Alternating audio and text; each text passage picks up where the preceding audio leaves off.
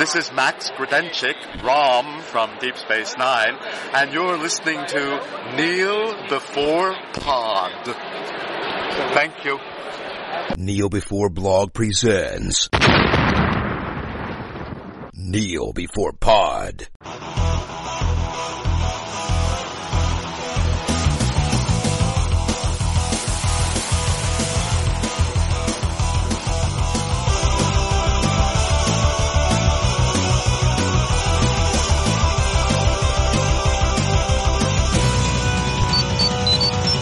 Rangers, and welcome to another more phenomenal edition of Kneel Before Pod. I'm your host, Craig McKenzie, and I'm here talking to you about Power Rangers again. Specifically, the new film recently released in cinemas where 5 teenagers with attitude learn how to become superheroes and fight evil. Sorry about that, I really need to get that scene. So, here to chat Power Rangers is the not quite teenager with attitude, Chris. What do you mean not quite teenager? I'm young and cool. Young and cool. Yes, you're... I've got the attitude. I think that's about it. Well, you're as much a teenager as any of the actors in this film, probably. Yes. So how are you, Chris? Are you more phenomenal or some other variation? I'm doing alright. Yeah. I've had a nice little week, chilling out. Good. I've spent most of my week editing podcasts. So I'm continuing as I mean to continue. Yeah, so Power Rangers. Big movie. Well, it doesn't feel like a big movie. It's a movie. A movie recently came out about the old school TV show that was podcasted about recently by myself and Angus and Natalie, who had varying reactions to having to revisit something from their childhood. So we'll start with, what was your connection to Power Rangers from your childhood, if any? I suppose like most kids that grew up in the 90s, you know, watching it on TV and, you know, having the action figures and, yeah, all that sort of stuff, really. It was always a TV show that was sort of on when I was younger, so, you know, I was always excited to watch it and see it. I think, you know, in hindsight, if you sort of watch back some of it, you see how naff and cheesy some of it was, but I enjoyed it at the time. Yeah, I loved it at the time. I think... As I said on the previous podcast, a large part of my childhood was defined by watching Power Rangers. I loved it. I loved the characters. I loved the insanity of it. I loved the giant robots. And it was a bit later on until I realised that it was, you know, a group of 30-year-old teenagers battling Japanese stock footage. But you just don't notice these things when you're like 7 years old. You hear heavy rock music and you see the Megazord and it's like, yeah! Even though it's the same shot of the Megazord forming you've seen in every single episode. You just don't notice these things, you know, a simpler time. No, but it was, you know, it was always sort of fun to watch, and I think if you're hyperactive and on sugar, it's definitely for you. And the characters were kind of decent role model, because there were all these squeaky clean characters, you know, who they love the environment, and they get involved in causes, and never really seem to go to school. Other than now and again. So, you know, they're great role models. They're people to aspire to. Everyone wanted to be a Power Ranger. Which one, I don't know, but, you know. I think that's a secret that I'm going to keep to myself. Well, I'll ask you to pick a colour. Maybe someday you'll ply me through it full of drink and find out which Power Ranger I wanted to be, but until then... Yeah. It was the yellow one, wasn't it? I'm saying nothing. I'll ask you to pick a colour at the end of the podcast. Why not? Yeah, so I'll try and come up with a colour between now and then. Yeah, you've been prepared for it, so time to think about it. So coming to this film, then, you know, 20 odd years later, or however long it is, they've decided to revisit Mighty Morphin Power Rangers as I'm not going to say high budget, as a medium-ish budget, blockbuster-ish film. You think that's a good idea, and what did you think of this particular stab at it, without spoiling? I think in a era where everything is getting rebooted, relaunched, and a film made about it, I think this is one of the more reasonable attempts that I've seen. It's, you know, like we said, the original had its naff elements that you sort of glossed over at the time because it was a bit of fun, and I think this is the same. I kind of forgive some of its flaws because it's a bit of fun at the same time. Yeah, I liked it too. I thought they made an effort to develop the characters, and I didn't expect as much effort to be taken as it was. You know, it could have so easily been a pretty by the numbers teen superhero thing, but it was a bit more than that. You know, not much more than that, but it was a bit more than that. And I like how they boosted the inbuilt flaws that were implied about the other characters, such as Jason being a bit of a jock, I suppose. Kimberly being shallow and things, although she isn't really that shallow in this film, but she's definitely this kind of damaged former popular girl. Things like that. So it's quite good that some effort was taken. Maybe it takes a bit too long to get where it's going, but you know, it's alright. Yeah, I think it is a long film, and I think if you hated this film from the start, you definitely hate it by the end because of its length. Yeah. It's kind of unforgiving. Anyone that's been sort of forced to see this against their will by their boyfriend or their girlfriend or whatever is going to really, really hate it by the end. However, if you went in sort of hoping for good things, and I think it'll be alright, but it did suffer a little bit in my eyes for its length, but we can get into that in the spoiler area. Yes. I think I'm ready to teleport to the spoiler area if you are. Oh, okay. Yeah, we'll go to the command centre and speak to Zordon, who will let us spoil things. I will not be doing a Zordon voice for this podcast. An Alpha 5 voice? Definitely not. Please, go on. No. Go on. No. Anyway, let's head to the spoiler zone. It's morphin' time! Okay, we've arrived safely in the spoiler zone. So I hope we've arrived safely. I feel fine. I've never transported like this before. That was very fancy. Yeah, I could do that for my work. It would save me hours. Oh, same. And money on bus passes and things. Yeah. Imagine how much longer I could stay in bed if I could transport to work. Yeah, but you'd probably still be late. You know. That's true. Oh, you know me so well. I'm due at work in 10 seconds. So I've got another 5 seconds. Oh no, I'm late. Yeah. Right, so at the root of all this is the characters. You've got 5. You've got Jason, Kimberly, Billy, Zach, and Trini.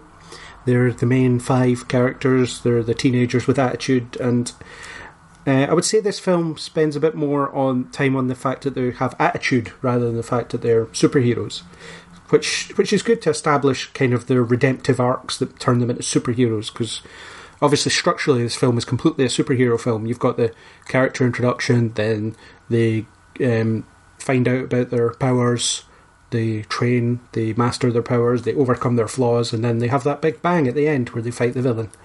So I think it's important to establish those flaws, and I'd say it does it pretty well. Yeah, I mean, they do sort of signpost everything.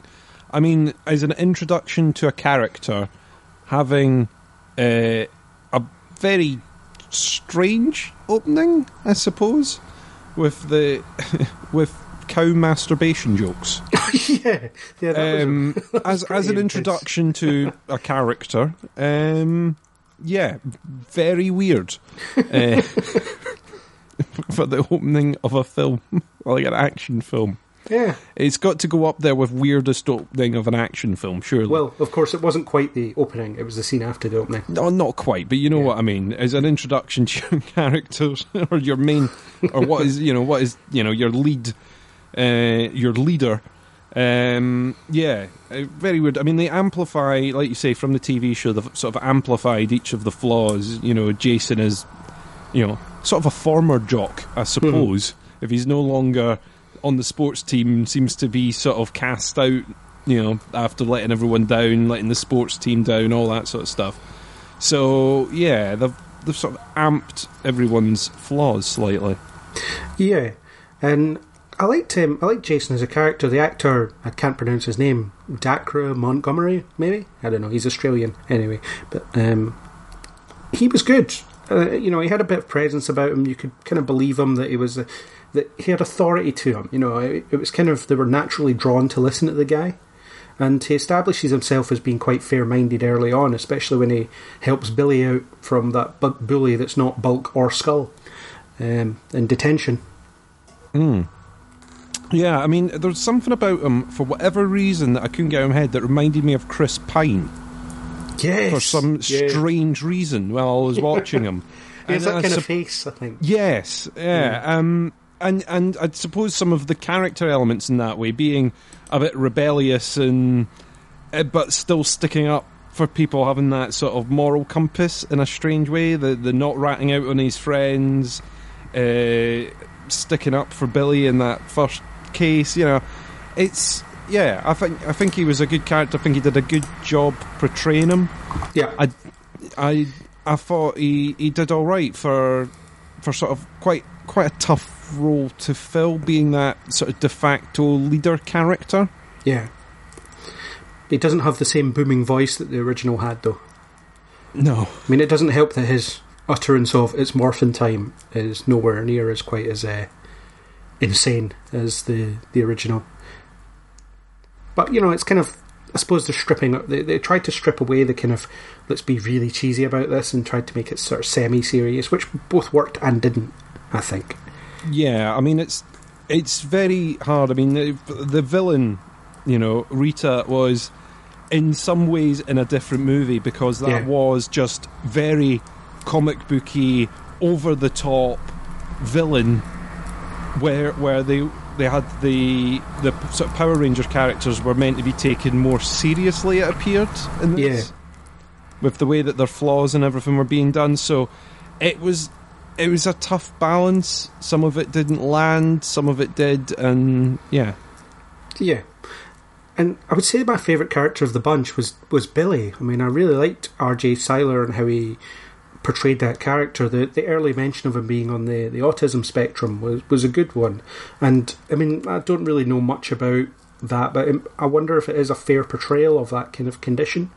The idea that his brain doesn't work is the same way as everyone else's, and the way that he doesn't understand jokes and that he just rambles on and things like that. But he's also supremely intelligent because of that, because his brain kind of focuses on problems in front of him and things. I thought he was really good, and he was kind of this uncertain element in among the cast where you could see in some cases that they didn't know how to react to him. I'm not... See, the portrayal of him being autistic seemed to get dialed up and dialed down as the script required. Yeah. They didn't seem to stick to that particular, elements of his flaws, his sort of tidiness, the organisation thing would sort of come and go. Yeah. Although maybe that's fair enough, I don't know. Commit. I don't know enough about the conditions, so it's difficult to decide whether they made it well enough or not. I think it kind of worked for this film, though. Yeah, I mean, the character, he had some funny lines, and to get into detention for blowing up a locker is a reason to go in there ain't bad. Saturday detention. Yeah, brutal. Saturday detention for blowing up a locker. Not a criminal record or juvenile court. Surely you get expelled for setting off a bomb in school. I know that discipline and things getting a bit lax now around about schools, but I'm pretty sure if I set a bomb off, I'd get kicked out. Maybe he gets special allowances because of his disability. Potentially.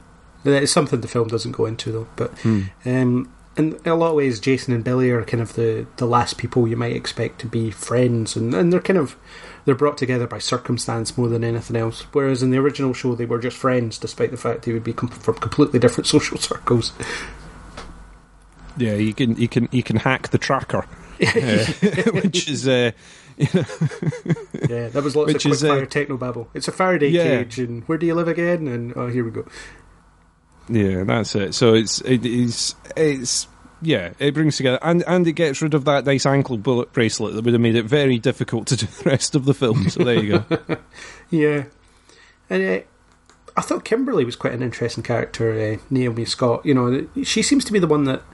Well, I mean, Jason did a pretty bad thing, I suppose. He stole a cow, which is significant for some reason, and he also wrecked a car and got arrested and stuff. But she was just awful, when she sent a presumably nude picture of her best friend. And I don't know why her best friend is sending her nude pictures, but, whatever, it's Power Rangers. and she kind of shames her, and it's a very kind of unkind thing to be doing.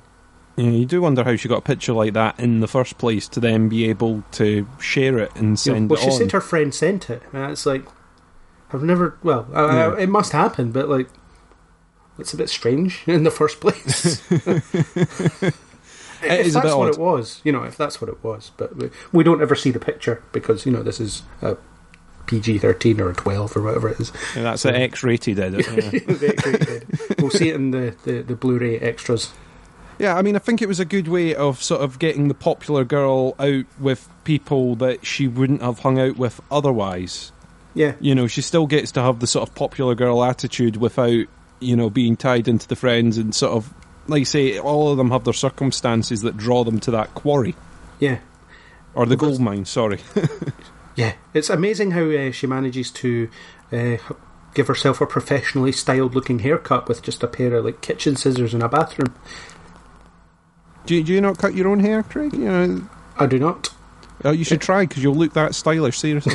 It'll all work out. Because all she does is chop it off, and then the next scene she goes back into detention, and it's all styled and stuff. There's none of this, none of this raggedy mess that it should be, which I thought was quite funny. It's like, yeah, Hollywood. In Hollywood, even our teen angst makes us look good. Yeah, it's a sort of secret superpower, that, isn't it? Yeah, she was good, and apparently I didn't see any of the trailers. Well, I saw the first one, but apparently in the second trailer there was supposed to be a kiss between her and Jason, and the moment that it's supposed to happen is still there. It's when she goes into his room and confesses to him what she did and thinks that she's the reason they can't morph and things like that. It's supposed to be at that point, but I think it's better for not happening because it makes it feel like, well, for starters, it didn't feel like their characters were building up to any sort of romance. So it would have felt out of place. So I'm glad they cut that. I'm glad that she's not sort of defined by which male character she latches onto. Yeah, I think that was a wise call not to build up to that. I think it would have been too much. Yeah. To focus on as well. As much as this is a long film, it's if you want to build a relationship like that up, you've got to give them more time just with themselves. Yeah, to chat and build up to that rather than just throwing in a random kiss. Yeah, because they weren't flirtatious before that point. No, not really. It's and they've not even had that much alone time to chat or get to know each other or do anything like that. So, no, I wouldn't have expected that to be in there. I think it wouldn't have worked. So I'm glad they dropped that. Plus, she's saving herself for Tommy. She just doesn't know it yet. So other characters, Zach is no longer African American, is I suppose the technical term. He's now Asian. Ludi Lin plays Zach, and he's a bit of a smart ass. That's the first thing you find out about him. But he has this kind of nice little backstory that involves him being very caring for his sick mother. That I wish had been delved into a bit more because it was pretty interesting. But it comes off as a mention and it appears in two scenes and it's I quite like the idea that he doesn't like being home because he's afraid he'll be around when she dies or if she dies. Yeah, I think it was an interesting angle to go on with him, and something a bit different, I suppose. It's a shame they didn't get a chance to develop it a little bit further, but like we've said already, the film was already long enough. I imagine there's probably some bits on the cutting room floor. I think between him and Trini, I think they both had elements of their character that was probably chopped, or some of their character development was chopped out, which is a bit of a shame. Even Billy doesn't get that much of a run-in. You get a little bit extra of him just because Jason goes round to his house, really. Yeah. So, yeah, I sort of feel that they've been cut a little bit down, but I don't see...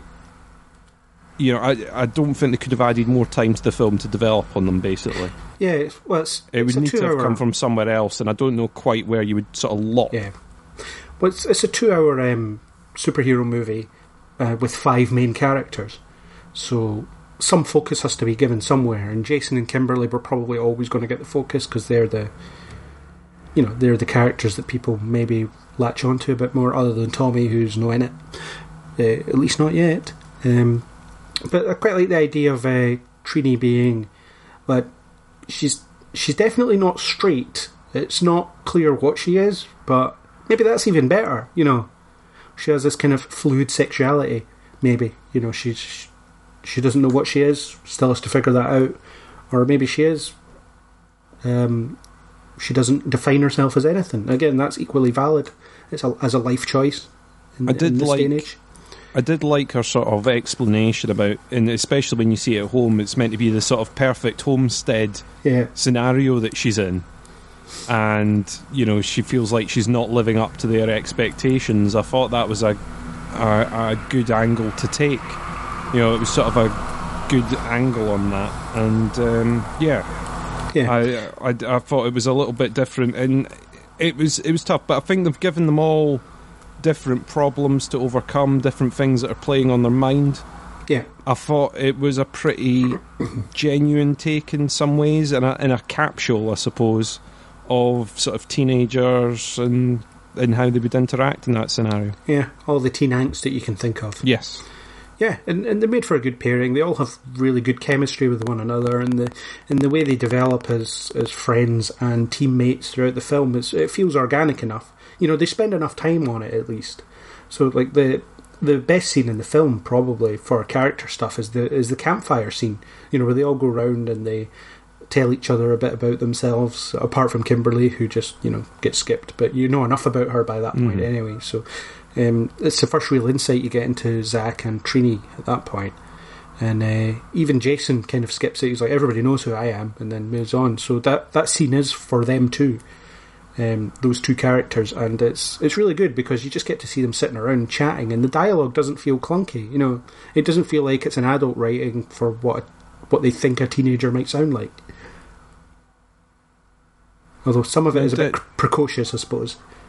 Yeah, no, definitely. I thought it was a nice scene of a sort of getting to know you type thing, and shows them hanging out a little bit in the world's most insecure gold mine. You know, it's, Yeah. Is Angel Grove an old fishing hamlet, or is it a mining town? Which one? Like, you know, it's fairly unlikely for it to be both of those dilapidated farmer growth industries. Yeah. It's almost like they couldn't decide which one, but the fishing part became less important because you only see it only facilitates Rita appearing, doesn't it? Yeah, it's sort of how does she get caught and get caught by the fishermen and into town, you know. It's interesting. I mean, it would have been really unlucky for her if she'd landed somewhere without a gold mine, to be honest. You know, you wouldn't quite have worked conjuring up her monster if she'd had to go hundreds of miles to find the nearest gold mine. Yeah. There'd have been a lot of jewellery raids to get that far, yeah? Yeah. I quite liked Rita, though. I thought she was quite well done. Elizabeth Banks was clearly having a blast playing that kind of over-the-top witchy character, and there was something kind of horror movie-esque about her, which I quite liked. There was a sort of horror movie element, but it was very sort of melodramatic, over-the-top villain that was good. You know, it's a bit of the thing that the TV show would have had, which is not taking itself too seriously. Yeah. I suppose, and that's one of the bits where they don't seem to have done it, to have your villain sort of on a quest to find a Krispy Kreme donut shop and to do all that, I think was just a lot of fun. It probably got the biggest laugh in the screening that I went to. Yeah. That section of it. But still very sinister, very powerful, and able to pose a threat. So I think she did a good job. Although hardly in it, unfortunately, she didn't have that much in the way of screen time. I suppose this is one of the flaws that we're going to talk about, is the fact that it does take a long time for them to get to facing the villain. Yeah. And even then, it seems that it's over and done with, and quite a quick job to solve. Yeah. It's a shame that it kind of gets passed over too quickly. I would have liked for them to have had a bit of a battle, for it all to go wrong, for them to go back to train again, to then come out, rather than to have the very, very short sort of skirmish that they have in the first place, to be quickly patched up and back out again. Yeah, it's I guess it's a problem when your entire film's set in a small town, right? There's only so threatening the villain can be because it's a small town. So therefore, she can't be seen to be doing too much damage, because then the authorities have to react in some way. So that's why she has to spend so much time like not doing anything, because otherwise the whole town would be up in arms about it, and you'd have this whole scenario where the Rangers don't have time to train because, you know, she's threatening people here and there, because she doesn't really do anything until they're towards the end of their journey. Yeah, I think having maybe more jewellery shop robberies or something that would seem small enough that law enforcement wouldn't sort of be calling out the big guns right away, but they could try and stop. Maybe I don't know. I think having something a bit more for her to do. Yeah, although how repetitive would it be seeing her rob several jewellery stores? Yeah, in a small town. We've got a lot of jewellery stores and a Krispy Kreme. Nothing else. That's you know, they've got a gold mine nearby. There's your excuse. They've got a gold mine. What have they got to sell? Gold, surprisingly, yeah. But yeah, she was good. I wish I'd seen more of her, and it looks like we might anyway. She's not dead, so necessarily. She's in space. She's frozen. Thrown into space, or slapped into space. Slapped into space. Which is a nice exit, you know, just to be swiped away into oblivion. Yeah. But I quite like that the mythology of the show is largely intact. You know, they took a lot of... They tried to modernise it and make it make a little more sense. You know, like, the command centre's a ship, which is fair enough. And what did you think of Bryan Cranston as Zordon? You know, who's now in widescreen. Yeah, now in swoopy widescreen as well, yeah. Yeah, I loved it when his head would move from one side of the wall to the other. That was hilarious. I don't know why, it shouldn't be so funny, but... Also that initial sort of confusion bit where, you know, as Alpha 5 just kept him switched off all this time. Yeah. Never switched him on to explain, now we're just waiting. Although something about the power didn't restore until the power coins re-entered the ship. Yeah. Yeah. I mean, it's... I thought it was... I thought it was pretty good having him in the wall. The sort of swooping around, the effect, I think, was done really well. Yeah. Where it was sort of like different... I'm trying to think what the name of those things were. You could sort of put your hand in, and the metal at the other side, the metal pins at the other side would do the shape of your hand. I'm looking it up as we speak, because I want to know. You're along the same lines as me, but they always used to have them in sort of toy shops, so you could put your hand on, and you could put a print of something into the metal shapes, and that's exactly what it looked like on the wall. The website I found calls it the thing with all the pins, so no help. The thing with all the pins, why not? Trademark. Yeah. It's... I don't know what you would call that properly. It's got to have a real name. Hand thing. Pinpoint impression needle toy needle art frame, maybe? I don't know. That's just one of the... Yeah, that's a very long way of describing it. Pinpression. Pin art pinpressions. Toysmith classic pin art. It has lots of names. But yes, it's that. All right. It's that you know thing what we're talking about. That everyone You've put their seen face one in in the toy shop. Even though everyone's put their face and jabbed themselves in the eye with one of those things. So, you know who you are. Bryan Cranston gets to do it with the joy of modern CGI. Yeah, and at least he got a little bit of on-screen time as actual under-makeup Cranston. Yes. At the beginning. I presume that was him. Yes, where he was a Power Ranger, a former Power Ranger. The Red Ranger, no less. Briefly at the beginning. So, I thought that was cool. I liked that character also got a little bit of development. It wasn't just a sort of generic boss figure on the wall. Yes. He got a little bit of development. He gave up his chance to come back in order to, sort of pass it on. Yeah, and the Rangers don't blindly listen to his doctrine either, which is something that they always did in the original show. It was like, okay, Power Rangers, you must do this. And they'd be like, yeah, cool. Instead of hang on, that's a bunch of crap. Yeah, well, I mean, it's exactly how modern teenagers would do. You don't tell me what to do. Yeah. Why have I got to do what you say, yeah? And the fact that Jason would call him out on the fact that he clearly had an extra agenda or, had plans for them that they shouldn't be comfortable with and things like that is quite good. And there's the fact he has a bit of an ulterior motive is something else as well. It adds a bit of depth to it. It does. It was an interesting way of doing it. I think Did it need to be someone as talented as Bryan Cranston behind the wall? Probably Maybe not, but he did add a good bit to it, I think. And yeah, it seems like a waste of Bryan Cranston. Yeah. Well, here's a bit of Power Rangers trivia for you.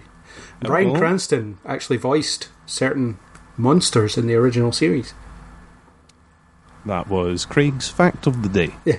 The Snizzard being one of them. The Snizzard. Yeah, it's like a snake lizard. Well, he did a lot of voiceover acting, Bryan Cranston. I mean, I think he was good. He was definitely good in the part. Whether it was a bit of a waste of Bryan Cranston, I don't know. Yeah. But also, what Billy, a score for them. Billy was named after him as well. Billy Cranston. Ah, there you go. That's I didn't think of that. Bit of Power Rangers trivia for you. Way back. He was there in the beginning, or close to the beginning.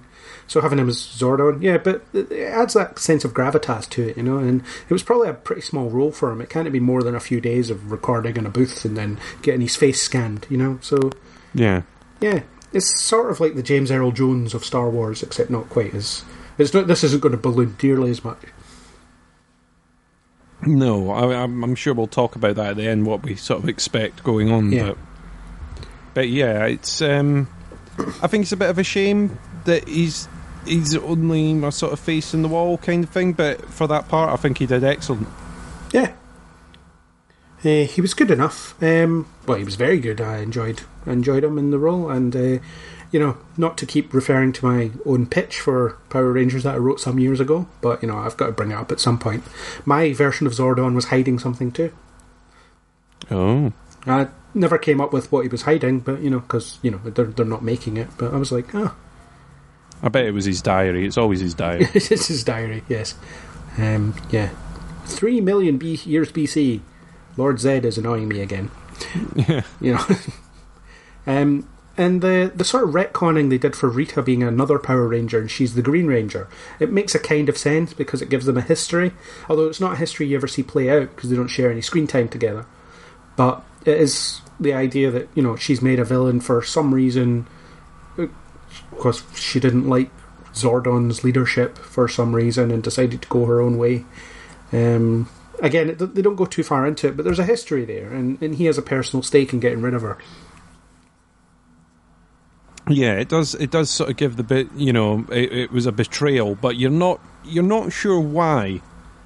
And I'm not particularly sure why she wants the crystal either, which is the major MacGuffin of the piece. The Zeo crystal, yes. You know, the Zeo crystal for power for reasons, because she seems pretty powerful already.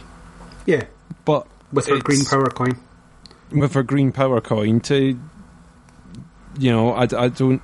It's always a problem with me with some of these films is that it's great that we've got this MacGuffin that happens to have been hidden on Earth, but why do people want the MacGuffin? What are they going to do?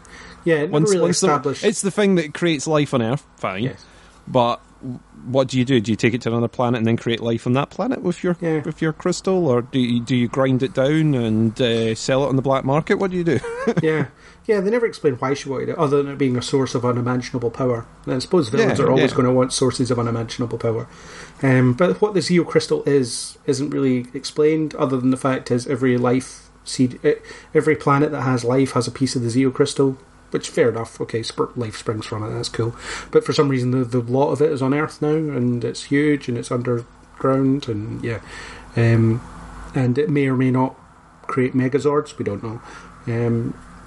The Zeo Crystal was a plot point in the original series of it that managed to become important when it gave them their second set of powers, when their original powers were destroyed. So there you go. See, you've got the advantage of having rewatched it recently, so... I've rewatched some of it, more than I would care to admit. Oh, you've watched a lot. Not as much as you might think. You know, I've been busy. Otherwise, I might have just been sitting eating Doritos watching Power Rangers. I think you've been podcast editing in one screen and watching Power Rangers on the other. I think that's what you've been doing. Anyway. Yeah, I mean... I think... It's one of those things. It's sort of another MacGuffin-y movie with a large beast that is walking its way through town, destroying things. It kind of reminded me of the first Thor film with the sort of big destroyer coming down. Yeah, and the small town aspect kind of had that. The small town aspect, cars getting kicked out the way, buildings getting stomped on. And you sort of think, oh, I've seen this in a movie before. What one? Oh yeah, Thor. I've seen this in Thor. You know, almost exact sort of step by step with some of it. Yeah. It was one of those things. The defeat at the end with the Mega Zord getting formed, I didn't quite understand how that came about. I didn't know if they were all going to hit a button when they got close together to form the Mega Zord, or if it just accidentally happens when it falls down a crevice. Yeah. In the original show, it was abundantly clear how it happened. You know, you saw that connection sequence in pretty much every episode, and you never saw the Zords do, or you rarely saw the Zords do anything on their own. So you've got that, and the fact is, the Megazord looked like it was of them all back at that point as well. So you don't really get that here. I guess we'll come on to that when we talk a bit more about the design. But yeah, the kind of it was a bit awkward, but the Zordon Rita rivalry thing had potential, and it's something they can pick up in sequels because, you know, she ain't dead, so that's good. No, she's just slapped into space, so you can assume that she can come back at some point. Yes. From that, because who hasn't been slapped into space before? Yes, of course. And Zordon's annoying robot sidekick was still there, Alpha 5, who's now voiced by Bill Hader instead of that squeaky voiced thing in the original. I can tell you're a fan. Well, it's not as annoying, but it's popular. I hate it, so you know. I thought they did a nice job. I know that we're talking about the design later on, but that character is mainly design, and I thought they did a nice little job making something that was really, really goofy looking in the first. You know, the same way they've sort of done Zord on screen, and given that as sort of upgrade. I think the little upgrade that they did to Alpha 5 was neat. The introduction with the character being sort of over the moon and them being scared of him in the first place, I thought was, you know, a nice little introduction. I think overexposure to that character possibly annoys people a little bit, but you know, I think it was one of those elements of comic relief to try and brighten it a little bit. Whether some of the gags landed very well, I'm not too sure. But, you know, I didn't hate him. I didn't love the character, but I didn't hate it. Yeah, plus Zordon was stuck in one location, right? So Alpha could be everywhere. Yeah. He could be, you know, he could be training them. But I thought he was okay. He had some funny moments. They brought back his famous I thing, although not quite as shrill this time, and he didn't say it nearly as often, but it was quite good, and the way he kind of was messing with the Rangers by joking at them and stuff was quite funny. Yeah, and I did like his design. It felt close enough to the original but also alien enough. Yeah, I think they did a good job to sort of translate something that looked a bit naff from the original into something cool. Like I say, the same way they did with Zordon on the screen. I think it was a lot neater. Yeah. And I guess the design aesthetic is something that's naturally come on to now. I mean, we've sort of talked our way through the kids interacting and things. So, I mean, we're at the point where, well, the story is essentially they have to learn how to morph, which takes an awful long time, and they do a lot of training. There's a pretty well thrown together montage where you see them cutting between going to school, throwing notes at each other in very kind of Power Rangers-y ways, you know, with the emphatic sounds every time they move or every time something moves. And you had them fighting holographic putties, as they were called, even though they were rock monsters.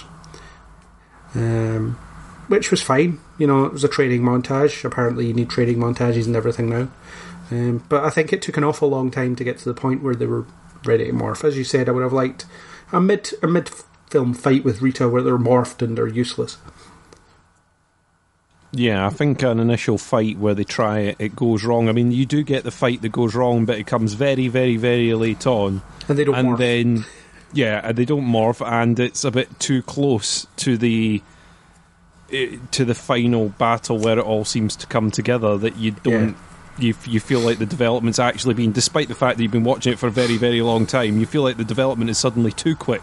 Yeah. You know, it's like after watching this for a while, you're like, hang on, how come they've now jumped? You know, they seem to have jumped a massive step here. Yeah, it's like, well, Billy's dead now, and that's kind of a shame. I've realised that that's a bad thing. Now we're all friends. Oh, I wish he was alive. And then Zordon's like, well, it just so happens I had the opportunity to come back, but sent Billy instead. I'm just going to stay in this wall and give you advice. Yes, ignore the man behind the curtain. Ignore the man who is the curtain. The man who is the curtain, yeah. I kind of see why they've done it, but at the same time, I do feel it was a bit too long. It would be nice to sort of have some sort of mid-level fight. I think it would have been too much to give Rita a sort of henchman. You know, like a lot of these films do, some sort of human that wakes her up accidentally and then ends up becoming some sort of henchman. I actually missed her henchman. Like, Goldar was more than just a faceless monster, literally faceless in this film. You know, he was like a general. He was like a bear wolf thing. It was cool. Even Natalie liked Goldar, and she hates Power Rangers. but she had her monster maker Finster and Squat and Babu, who were her version of Bulk and Skull, just because they were so blatantly incompetent. But you know, she had minions, and maybe if she had minions, she could sit around planning a bit more and be in it more. But I suppose it would have given them someone to fight at the mid-level, rather than going straight to your big villain at the end.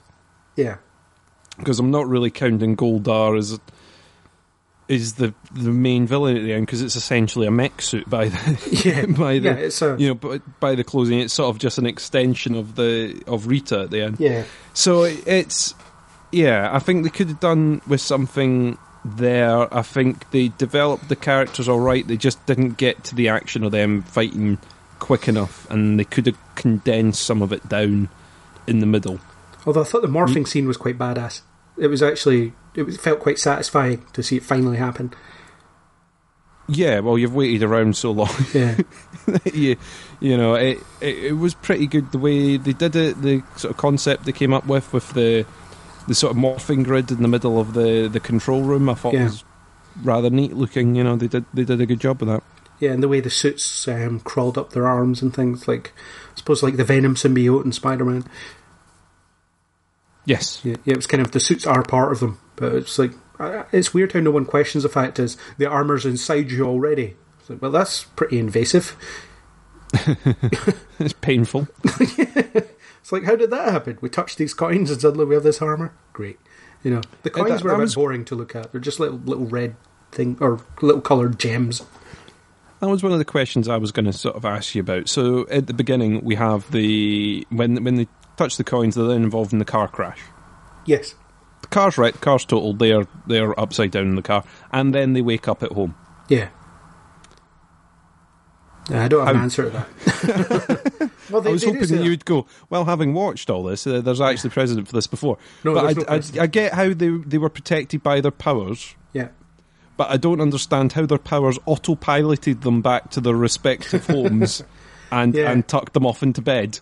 Yeah. So I thought they would have the power to day. teleport at some point, but they never did. No, they never showed that, and they never sort of explained, whether sort of if Alpha 5 knew that they were up and managed to get them back home some way, or I don't know whether they've maybe cut something out that explains how they got home. Yeah, or they've just sort of written because powers. Yeah, although the scene following that was a bit infuriating as well. You had that.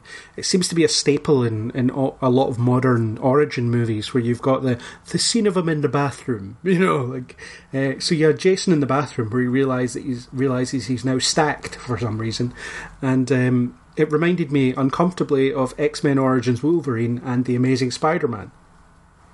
Where in both films they wreck a bathroom with no consequences as well. It's kind of, he takes a big chunk out of the sink, but it's never mentioned again. Despite the fact his dad seems to be annoyed at everything he does. Yeah, I mean, that was another bit about the sort of tracker being missing. from his leg. Now, it's fine. The police do not know he's in the house when he's supposed to be under curfew. However, his parents surely have noticed the fact that the under curfew son is not in the house. Yeah, several nights in a row. Majorly peeved about him nicking a cow and taking it to school. Now to be breaching parole by not being in the house.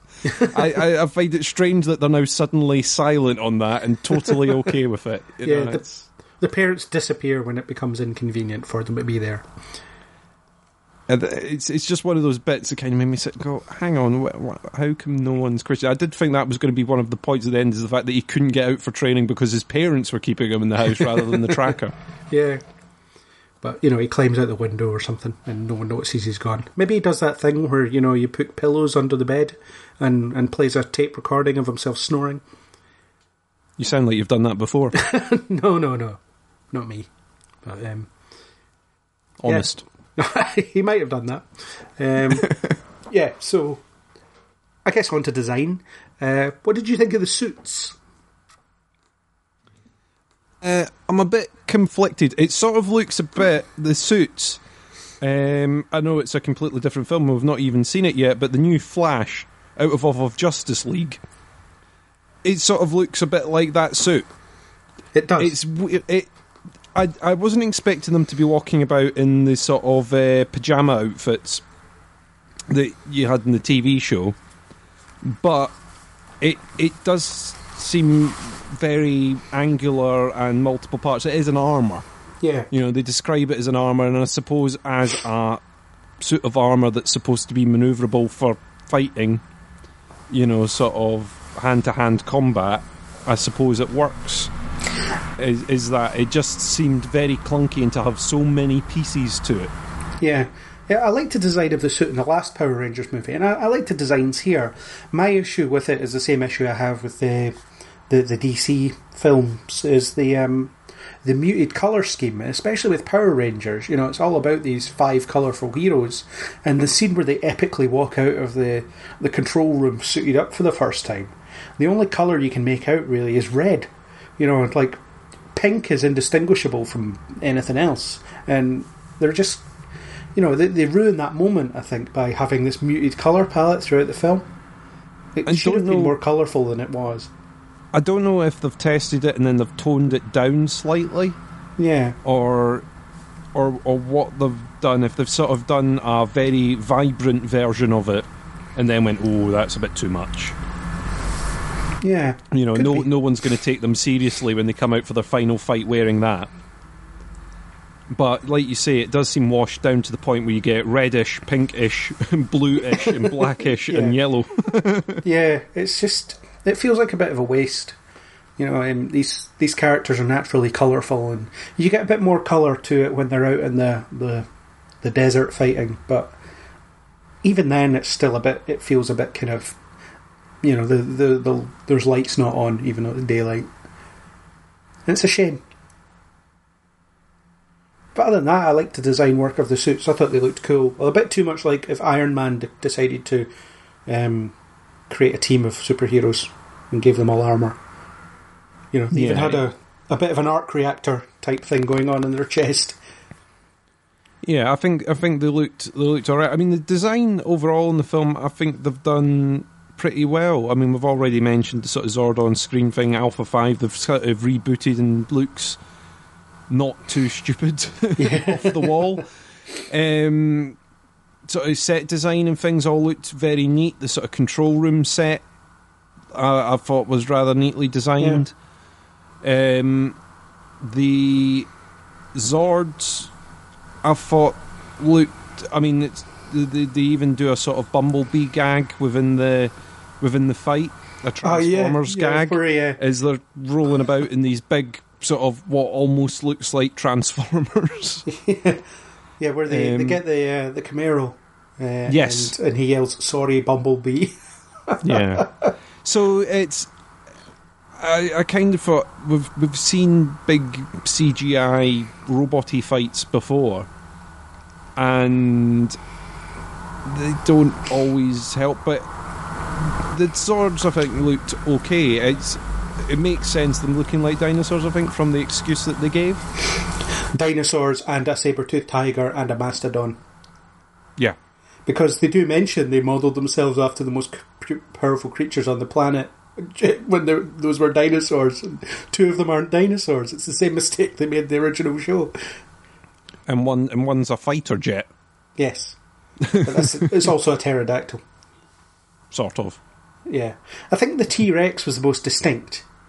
You know, it looked cool. I liked the red finish on it and stuff, and it was it was the most clear of the lot of them. The mastodon had like 8 legs, I think, but it didn't look like it had any tusks. I mean, it clearly must have, but you don't really see them. Yeah, I thought they looked all right. They were fine. They're just not. I think they looked. To me, it was just because you've sort of seen these sorts of things in Transformers before, so I think they did a good job, but they looked a bit familiar to me. Yeah, and as a Power Rangers nerd, I quite like seeing the Zords all actually do something. It's quite rare that you see them fight individually. You know, they normally just hook up to the Megazord right away. Yeah, I think they definitely ticked the fan boxes with different things in this film, and I think getting to see them fight individually and then form up was something that they were going to have to do. Yeah. There's no way that they could have avoided that by the end of the film. I would have personally left the Megazord till next time, because at no point does Zordon suggest that it's possible. And you think he would have let them know, yeah, oh, here's your Zords. By the way, they could combine and make something that's awesome that looks like it's much, much taller than all of them combined. Yeah, but by the way, whatever you do, don't press the red button. Yes. Don't press it. Don't press it, you don't know what's going to happen. Yeah. So, yeah, I thought the Megazord bit wasn't as satisfying as it could be, because you just couldn't make out what was going on when it fell into the pit. You know, you saw some close-up shots of metal unpacking and stuff, but then, you know, it was always cool to see them connect up in the old show. And they would make a big deal out of it, and they would do rock music, and it'd be awesome. You know, you wouldn't care about stock footage because it sounded awesome and it looked awesome, and it was this kind of little ritual that they did in every episode. It was great. I thought what I quite liked about it is the fact that each one of them was controlling a different element. They were controlling a leg or an arm or the head or the, you know, I thought that was pretty good, and seeing them sort of fall weird. Over and for it all to sort of almost fall apart at the beginning. Yeah. Was quite neat. Them getting to sort of learn how to use it.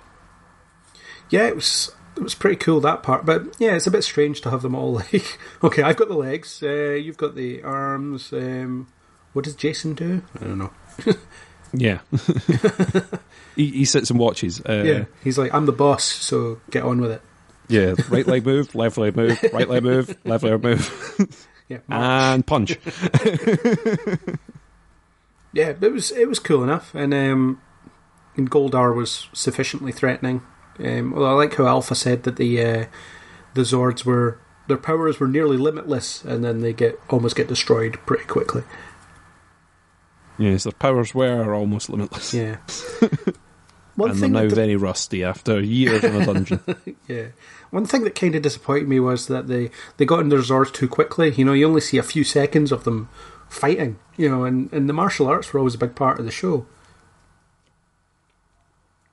Yeah, they did a little bit of combat because you got this sort of training montage. I suppose you'd already seen them do a bit of hand-to-hand combat, despite the fact that they didn't go do that much hand-to-hand combat in the final fight. Yeah, I think the final bout with Rita should have been, you know, hand-to-hand, ground level. Yeah, and because there was kind of they fight for like 30 seconds, and then they're fighting for 30 seconds, and then someone says these things just keep coming. It's like, well, you've not been at it that long. Like, you know, most games a tempo run lasts longer than this, and then they're in their Zords for pretty much the rest of the film, which is slightly disappointing in that regard. Although I will say that watching them ride into battle with the Power Rangers theme playing over it made me feel like I was 7 years old again. The first time I saw it, anyway. That was a good feeling. And then it cuts to Kanye West, which is not so good. I think it was Kanye West. It was some rap nonsense which doesn't fit with a Power Rangers fight. Not at all. New Power Rangers rap. Yeah, rubbish. don't modernise that. Let's get the hard metal next time. Again, you know, heavy. Got to be heavy rock. That's it. It's the only thing that works. But other than that, you know, I had a good time with it. The fight was pretty cool. The design was pretty cool. Goldar kind of looked a bit nonsensy, but and the way that it was resolved by, I quite liked the whole okay, we're going to bring you to Zordon, who'll be the judge, and she's like, oh, that's hilarious, you know. And again, there's the implication that he's not telling them everything, that maybe she has a point in some way, but she just gets slapped into outer space, which I thought was funny. Yeah, I didn't see how they were going to sort of take her willingly to their secret base. Yeah. Without that sort of going wrong. I mean, the thing with the secret base is the secret base now has a massive hole in the side where the swords came out. Yeah. Yeah, it's a bit strange.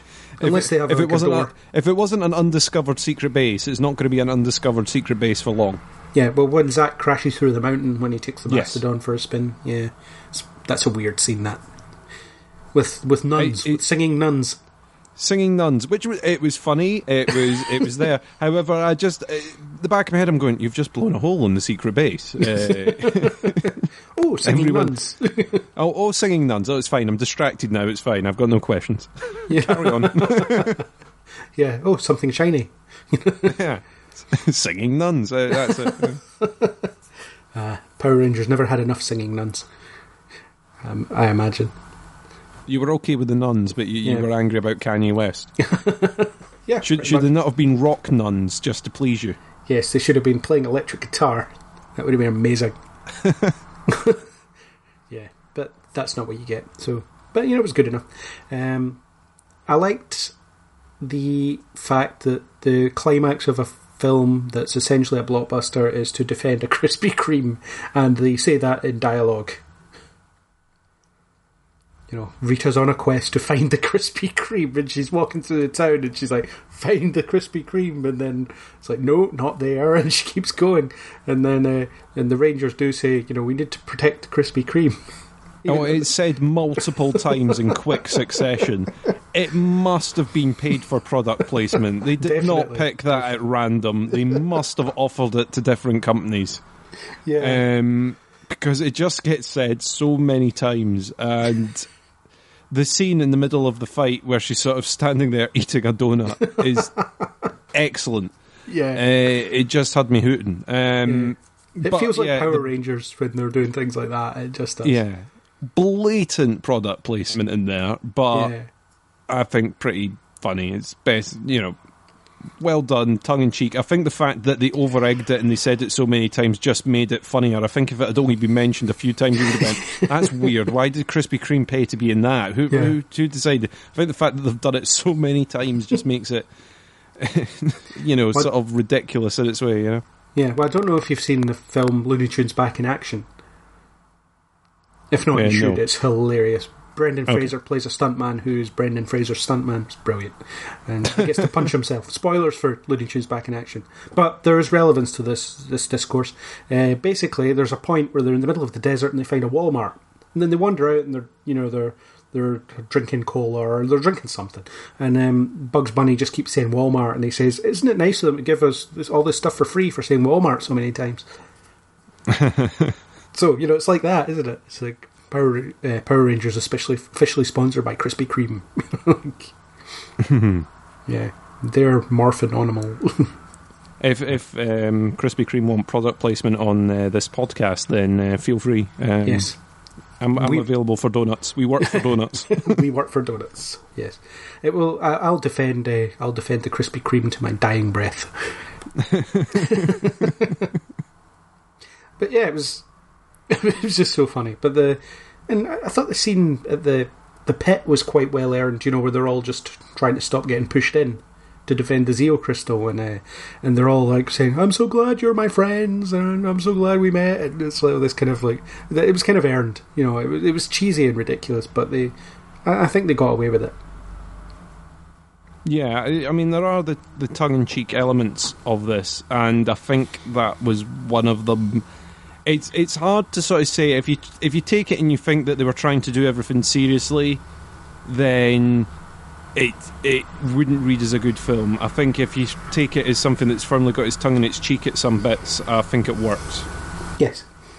And in some ways the tone was a bit inconsistent, I suppose, where, the first 2/3 of it were probably quite a serious little teen drama with superhero elements, and then in the last third you had robot dinosaurs defending a Krispy Kreme. Which, fine, but yeah, the tone was a bit kind of imbalanced in that respect, and I wonder when they make a sequel what they'll learn from this one. If they make a sequel. Do you think well, I was about to say, do you think that they will go on to see? Well, I suppose it depends on how well it does in the box office. I think it did pretty well last week. It did well opening weekend, yeah. It didn't quite beat Beauty and the Beast, but, No, but it did do higher, I think, than people expected. Yeah. So whether the nostalgia factor will keep it going, and whether the people that went for the nostalgia factor will now go to a second film after seeing the first, or whether that will just burn it out, I don't know. Well, as you know, in a mid-credit scene, they teased the Green Ranger himself, Mr. Tommy Oliver. Dun. Who isn't cast yet, but there's an empty chair with a green jacket on it.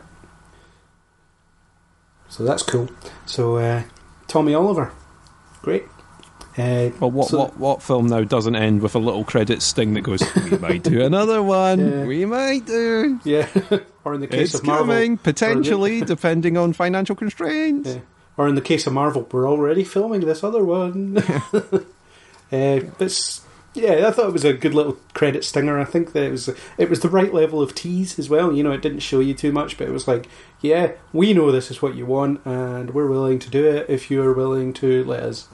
And there's been lots of stuff in the post, and the press and stuff about like the cast have been saying they'd quite like a female Green Ranger, which would, to be fair, would balance the genders on the team. But they've already said Tommy, so could be a nickname. Why not? Let's go for a nickname. Tommy with an I. It's suddenly feminine. Yeah, yeah. Why not? It's fair enough if they want to do it that way, but as long as it's not just changing his gender for the sake of changing his gender. Yeah, it's always hard to sort of strike a balance when they're trying to do those things. Yeah. And I think you can see from the way they've done the characters in the first place that they've been trying to do a little bit of balance. I don't know whether that's what they were aiming to do in the first place. Yeah. You hope it's not just a tick box exercise, that there's genuine reasons that they're doing it, but yeah. Yeah, well, this film, for all its flaws, did not feel like a tick box exercise. Certainly. It felt like whoever made it, Dean Israelite, gave a crap. The writers paid some attention to what the source material and wrote something that was kind of worthy of it.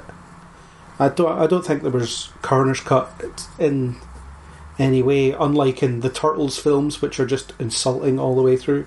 Yeah.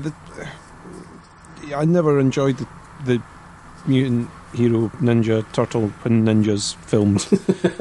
I don't. It just didn't fly with me for whatever reason. But yeah, I think it does a better job than that did, definitely. Yeah. Though that wouldn't be very difficult. No, not at all. It's that is very much setting the baseline bar. Yeah, but if you use a contrast of bringing something beloved back from childhood, people that grew up in the 90s would grow up watching Power Rangers and Turtles, by and large. I mean, I know I did. So the fact that someone cared enough about this one to make something watchable, whereas with the Turtles films they got 2 stabs at it and failed in both attempts. So I think I've got enough faith in them to turn in something good in the next one, should there be a next one, and I hope there is. Well, the good thing that they've got for the next one is they've now set up their characters, they've introduced their flaws, they've got them trained, they've got them in, so they can sort of hit the ground running in the next one. Yeah. It always seems a shame, and it doesn't seem like they've gone too far in the world building within this film. No, which but is there's nice. There's hints, the Zeo There's crystal. hints, but there's not a huge, there's not a huge set out. There's a lot of films that come out now that seem to be solely to set up a massive universe of films so that they can make more money off it, hopefully. Whereas this doesn't seem to have done that, which is nice. Well, the Zeo crystal can become this magnet for villainy. All sorts of alien threats that come from afar. So the next film could have Lord Zed and the Green Ranger. The third film could have the Machine Empire, and so on. There's all sorts of threats that they can draw on from the show. There's plenty to do, and I think that they should really take advantage of the rich history that the show has, play around with it, give us different takes on it. It's there's opportunities. And I think the producers have said they've got ideas for like 7 Power Rangers movies, which sounds like crap to me. I just think they don't. As long as they don't start trying to line them out, then it's all right. Because as soon as they start getting grand plans and go, yes, we've got 8 films in mind, everyone goes, no, I'm fine, thanks. It's all right, yeah. I think for the next one, they should pay attention to what the fans are saying. Obviously, not all of it will be worth listening to. I mean, only this podcast is worth listening to when it comes to, suggestions for Power Rangers movies. I'm available. Even then, only 50% of this podcast is worth listening to, and it's the bits where I'm not talking. Yeah. Just saying to the producers there at Saban and whoever else made this film, I'm available. I can be a consultant. I can help you come up with a pretty awesome story, and I'm cheap. You can afford me. That's all I'm saying. Just for some Krispy Kreme donuts, Craig. Yeah, that's it. Unlimited donuts, and you've got your ideas for the next 7 Power Rangers movies. I'm there. They might be a bit too expensive. I'm quite ambitious. Yes, and then the Megazord fights 5 monsters at once, and it's epic. And costs tons in CGI. Yeah, it's going to make loads of CGI. It's going to make the climax of a Transformers film look like a student film. But in true Power Rangers style, you would just film one monster and have many mirrors, and it would be fine. Yes, and repeat the footage over and over again. Flip the footage. And repeat the footage. That's it. Yeah. I'll even splice in some clips from the old show. No one will notice. Speaking of the old show, did you catch the cameos towards the end of the film? No, I didn't until you pointed it out to me. But yes I did recognise them once you said, oh, it was that guy and that guy. I was like, yeah, it was. Jason David Frank and Amy Jo Johnson were citizens of Angel Grove who were wearing their original colours and marvelling at the Megazord. Tommy, I'm just going to call him Tommy, he must be called Tommy, takes photos with his camera phone. And I actually read a funny story about him recently. He was at the premiere of Power Rangers, and it got to the scene with his cameo, and he stood up to take a photo of the crowd to see their reaction to his appearance, and he got thrown out. Nice. And they were like, they didn't know who. Apparently, the security people didn't know who he was, so they just threw him out. Oh man, it's poor Jason David Frank. Oh, he seems like a nice guy, and he's Power Rangers' biggest fan. I think he's been in it more than anyone, and he's always championed it. There's a lesson in there, people. Don't take pictures inside the cinema. You will get thrown out. They thought he was trying to pirate the film. Oh, I can't believe it. I'm going to pirate this particular scene. By not facing the screen. Yeah, I'm going to build this film a scene at a time. Oh, hilarious. Poor guy. But it's a funny story. But I actually think the cameo would have been better served if they were the couple getting married. They were picking out a wedding ring. When Rita's eating gold. Yeah. But if you think about it, that's quite an intense scene in terms of, because it's an action scene, essentially. Yeah, so maybe filming schedules didn't really allow for it or whatever. But if they're talking, do they not have to pay them more? Yeah, maybe. But they could have had them not talk. But that would have been quite cool because their characters had a bit of a thing in the original series, so why not? Would have been cool. A cool little cameo to have them getting married. Yeah. It would have been nice a little bit. It would. So, on that note, I think we've exhausted as much of this film as we can. It's 2 hours, and we've talked quite a lot about it, so it's probably a good idea to wrap things up and count this discussion as a powerful, closed discussion. Since you really loved hearing the Power Rangers theme in the film, just a heads up for you, because I know you like to put little links and things onto the show notes, but Brian Taylor, the film's sort of composer, has a video on his Instagram of him playing the theme that went into the film, so you can see that on his Instagram. I don't have Instagram. Can I look at Instagram without having Instagram? You'll just need to go on the public website instead without logging in. I can do that. I will send you the link. Fantastic. And the link will be in the show notes, if I remember to put them in. So, at the start of the podcast, I asked you to think about a colour. Which, if you were a Power Ranger, which colour would you be? I think I would be tangerine. Tangerine. In the last Power Rangers podcast, I was grey, which, is kind of boring. But, like Tommy Oliver. The bland ranger. Yeah. But like Tommy Oliver before me, I will lose those powers and become something else. And I will become the brown Power Ranger. Nice. Brown.